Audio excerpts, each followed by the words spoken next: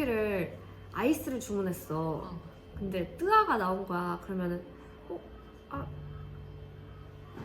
아이스 주문했는데 거기서 네? 이러서 관련기야? 아니에요.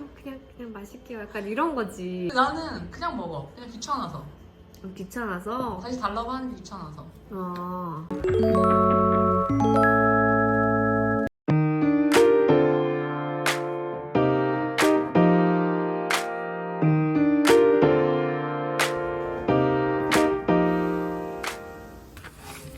낮에는 뭐 안 드셔도 돼요. 먹고 싶어가지고. 그러면은 뭐 안주는 안 시켜도 되세요. 아, 네네. 안주도 먹고 싶어가지고. 다이어리랑 그 밑에 메모지 패키지 있잖아요. 나는 그 이거? 그래. 꿀도? 오늘 커피는 안 되는 거죠? 해볼까요? 네네네. 괜찮으시겠어요? 네네. 첫 괜찮을 것 커피는. 같아요. 한번 드셔보세요. 2시간 됐다. 아. 그럼 저희 첫 손님이에요? 어. 큰 가게 처음 와봐. 또 가오픈이 처음이에요. 둘 다 처음. 네. 저녁에 오셔서 네. 책 읽으실 때 이거 빌리실 수 있고. 아.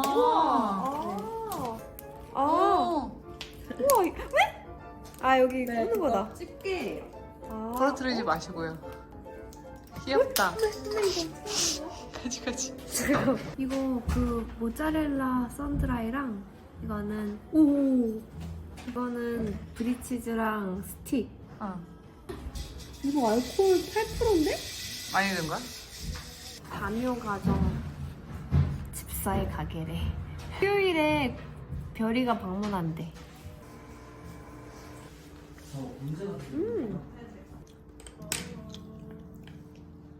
맛있지? 응. 우리 밥을 먹고 왔는데? 먹으러 왔나요? 진짜 이렇게 부드러워? 데워주신 건가? 맛있네. 쪽벌 온거 아니야? 아니 이 집이 안주를 잘하네.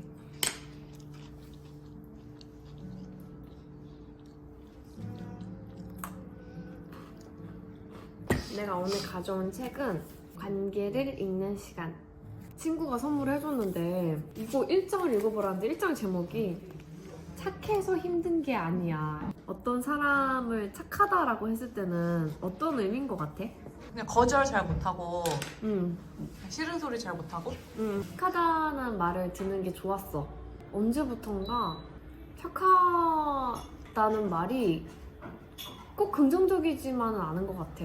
우리가 착하다고 하는 거는 언니 말대로 거절을 잘 못하고 상대방한테 많이 맞춰주고 습관적으로 배려를 하는 사람 얘기하는데 그 착함에도 미성숙한 착함과 성숙한 착함이 있다는 거야. 그러니까 미성숙한 착함은 자기 주관이 없는 거지. 어렸을 때 어른의 말을 고분고분 잘 들었던 것처럼 순응하는 게 뭔가 몸에 배어있는, 상대방과의 관계를 염려해서 하기 싫은 것도 억지로 하게 되는 그런 경우도 있고, 내적 표현과 외적 표현이 불일치해. 그래서 내적으로는 되게 막 나도 싫어. 짜증나고 그런데 겉으로는 괜찮아, 나는 괜찮아, 약간 이렇게 되는 거지. 그러니까 어떤 사람들은 그거를 보고 뭐 위선, 가식, 뭐 쟤 가식적이야 이렇게 오해를 하는 경우도 생길 수도 있고, 근데 그게 가식적이어서 그런 게 아니라 그냥 이 내적인 거를 표현하는 게 습관이 안 돼서 그게 부자연스러워서 그럴 수 있는데 상대방 그렇게 오해를 할 수도 있는 거지. 근데 성숙한 착함이라는 거는 자기의 내적 기준이 딱 있고, 그래서 그 기준에 따라서 옳고 그름을 판단을 해서 뭐 남을 도와주기도 하고 또 때로는 뭐 적절하게 충고를 해주기도 하고, 이런 어른의 성숙한 착함이라는 거지. 책의 전체를 아우르는 키워드가 바운더리야. 나와 상대를 가르는 어떤 경계이기도 하면서 소통한 통로가 되기도 하는 거야. 근데 이 바운더리가 어렸을 때 잘 형성이 되는 게 중요하고, 그 어렸을 때 바운더리가 그냥 그 미성숙한 상태로 유지가 되면은 그 어른이 됐을 때 대인관계에서 여러 가지 문제가 발생할 수 있다는 거야. 근데 이 사람이 생각할 때 그 미성숙한 착함은 바운더리가 제대로 형성이 안 된 거야. 되게 희미한 바운더리인 거야. 내 생각, 너 생각, 내 가치관, 너 가치관 이런 게 딱 구분되어 있는 게 아니라 뭔가 상대방한테 그냥 쉽게 동조하거나 상대방의 감정에 쉽게 휩쓸리거나 이 경계가 그냥 흐물흐물 희미한 거야. 근데 이 바운더리 경계라는 거는 결국에 나의 자아 정체성, 자존감이기도 하거든. 그러니까 이 바운더리가 제대로 형성이 안 돼 있으면 자존감도 낮아질 수가 있는 거지. 나보다는 계속 상대방을 배려하고 상대방 눈치를 보고 상대방의 감정이 상해서 그 관계가 어떻게 되면 어떡하지?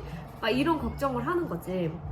어릴 때는 아무래도 환경에 그대로 노출이 된단 말이지. 부모님이 공부하라고 하면 공부하고 선생님이 서울대 가야 성공할 수 있다고 하면은 그런 줄 알고 친구들이 야, 쟤 미워, 쟤 싫어. 그러면은 같이 싫어지고. 근데 이제 나이가 들어가면서 자아라는 게 생기고 그러면서 이제 나만의 바운더리가 생기면서 다른 사람의 감정이나 생각을 그대로 흡수하는 게 아니라 필터링해서 받아들일 건 받아들이고 거를 건 거르고 그게 이제 어른의 성숙한 대인관계라고 할 수 있는데 어른이 되어서도 이 바운더리가 안 돼 있는 사람들은 계속 그냥 휩쓸리는 거지. 내 자아가 없고. 그래서 이 책에서는 그런 유형의 사람들을 수능형이라고 표현을 해. 이제 그거의 반대적인 표현이 지배형이야. 지배형의 사람들은 바운더리가 너무 경직돼 있어서 다른 사람들의 감정은 전혀 못 받아들이고 내 것만 계속 강요를 하는 거지. 그래서 수능형과 지배형의 사람들이 만나면 이제 그게 어떻게 보면 가스라이팅의 관계가 될 수도 있는 거고 이 책에서는 그거를 감정 사슬로 엮인다고 표현을 하거든. 뭐 여자친구 남자친구 사이에서도 그런 관계가 있을 수 있고 또 우리나라에서는 부모 자식 간에 또 그런 관계가 흔하대. 그래서 부모가 내가 너를 어떻게 키웠는데 이러면서 이제 그 상대방의 감정적 약점을 파고드는 거지. 어떻게 보면 나는 좀 미성숙한 착함을 가지고 있었구나.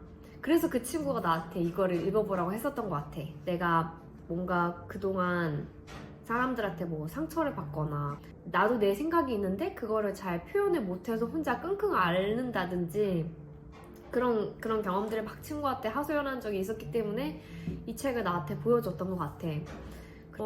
어떻게 보면 나도 엄마가 하는 말을 진짜 스펀지처럼 빨아들였거든. 그리고 빨아들인 거에서 그치는 게 아니라 계속 되새김질을 했어. 소처럼 계속 생각하는 거지. 엄마는 이미 나 까먹었는데 나는 계속 그걸 생각하고 있고 근데 언니는 그냥 한 귀로 듣고 한 귀로 흘린 게 됐잖아. 그러니까 언니는 그 당시에도 언니만의 바운더리가 있었던 거야. 근데 나는 어렸을 때부터 그런 훈련이 잘 안 돼 있었고 그게 어른 돼서도 계속 이어졌었던 것 같은 거지. 보통 사람들은 어떤 사람이랑 친해질 때 어떤 공통의 관심사라든지 성격의 비슷함 그런 걸로 친해지잖아. 이 수능형의 사람들은 과도한 친절이나 막 상대방한테 동조를 함으로써 인정을 받고 그걸로 이제 친한 관계를 구축하려고 하는 거야. 그것도 되게 이게 평등한 관계가 아닌 거지. 그래서 바운더리를 어떻게 하면 튼튼하게 세울 수 있을까 그거에 대해서 계속 얘기를 하는데 거절당하기 연습도 하고 거절하는 연습도 해.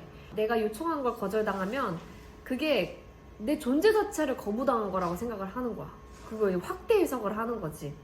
그리고 갈등에 대해서도 인간관계에서 갈등을 피할 수 없잖아. 감사해요. 와, 어두 잔이나. 아니 이거 첫 커피죠? 이거 너무 귀여우신 거 아니에요? 와. 아니 이 문구가 너무 귀여우셔. 죄송해요. 아니요 사야급이라고 하시니 말이 생각나서 웃겨가지고 아 귀여우셔. 인간관계에서 갈등이 되게 무서웠던 것 같아. 나랑 이렇게 갈등을 즐겨?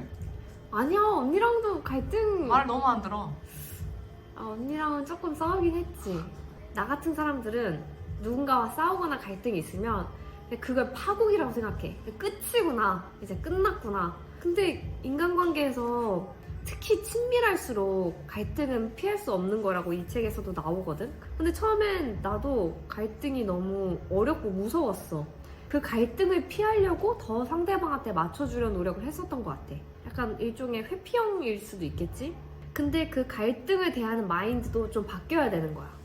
아니, 갈등이 있을 수 있고 그리고 그게 잘 풀리면은 오히려 더 사이가 끈끈해질 수 있는데 이걸 풀어본 경험이 없는 사람들은 그냥 무서워만 하는 거야. 아니 설사 내가 좀 더 솔직하게 표현했어? 상대방이 조금 불편한 기색을 내비쳤어. 단기적으로는 그럴 수 있지만 장기적으로 오히려 나도 더 편해질 수도 있는 거고, 그런 표현에 기분 나빠해서 나를 안 볼 사람이면은 오히려 정리되는 게 더 좋을 수도 있는 거고, 뭐 그 상황에 따라 다르겠지만. 그리고 이 책에서도 나오는데 사람들은 솔직하게 자기 표현하는 사람들이 더 좋아하는데 오히려 그걸 더 호감으로 생각할 수도 있기 때문에, 그러면은 뭐 좀 더 솔직해져서 나쁠 게 뭐냐, 이제 이 책에서 그런 게 나오는데, 아닌 거는 아니라고 표현을 하고 나에게 뭔가 어떤 거에 대해서 거절할 수 있는 선택권이 있다는 거를 인지를 하고 이 바운더리를 좀 확실하게 만들어보자 이런 생각을 하게 됐어. 인생을 살다 보면은 상대방과의 관계를 불편하지 않게 만드는 것보다 나를 솔직하게 표현하는 게 더 중요하다는 그 깨달음이 어느 시점이 온대. 나는 조금 늦게 온 편인 것 같아. 착한 사람이 되지 말자가 아니라 성숙한 착함을 가진 사람이 되자, 이런 생각을 했어. 이게 약간 강강약약일 수도 있다는 생각을 했어. 결국 그 바운더리라는 거는 어렸을 때 어떻게 형성되느냐에 따라 영향을 많이 받는 건데, 반복적으로 어떤 내가 공감을 못 받는다는 생각이 들면 어렸을 때 그게 이제 애착 손상으로 이어지고 바운더리의 발달 저해로 이어진다는 거지. 그래서 나의 이런 게 다 또 부모님 때문인가 이런 생각을 할 수 있는데, 이 책에서는 또 그게 다 부모님 책임은 아니다. 많은 심리학 책에서 그런 거를 이제 일방적으로 어렸을 때 애착 손상으로 돌리는데, 유전적인 게 되게 또 크다고 얘기를 해. 어렸을 때 되게 심한 낯가림이 있거나 불안 증세가 좀 높거나 이런 아이들은 평범한 부모님을 만나도 좌절감이나 불안감을 느낄 수 있다고 해. 같은 부모님 밑에서 자랐잖아. 그렇지, 맞지. 누가 키워도 순웅이 형은 순웅이 형이고 아닌 사람은 아니다. 인프피가 읽으면 좀 공감할 부분이 많을 것 같아. 어렸을 때부터 되게 부모님, 선생님 말씀 고분고분 잘 듣고 어른이 되어서도 뭔가 이렇게 딱 정해진 그런 루트에 따라서 인생을 설계하고, 나보다는 항상 가족이나 배우자, 자식을 위해 희생해온 사람들이 읽으면 내가 그동안 나의 바운더리가 제대로 세워지지 않았구나 라고 좀 인지를 하실 수 있을 것 같아.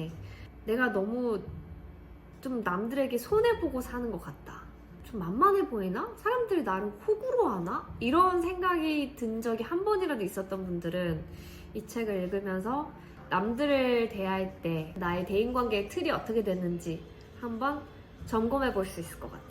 네? 그리고 나 너한테 추천해주고 싶은 책 여기 있어. 뭐야? 불안. 이 조지프 루드의 불안은 처음 보는데, 난 알랭드 보통의 불안은 엄청 좋아했거든.